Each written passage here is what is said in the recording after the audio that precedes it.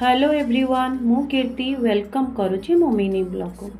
आज हूँ गृहिणी कहानी चैलेंज तृतीय दिन।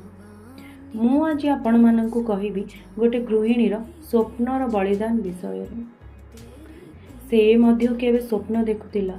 हाँ, से हेउची जणे गृहिणी। विवाह पूर्वर तार अनेक स्वप्न थिला, निजर जीवन निजर इच्छा, किंतु से आज सब भूलीगला।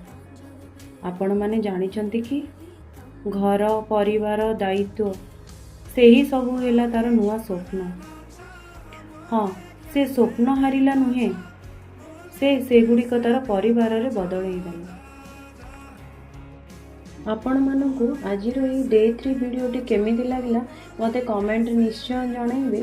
भल लागिले लाइक शेयर सब्सक्राइब करने को जमार भी भूलिबेनी। रहुची देखा हेबो डे 4 वीडियो रे।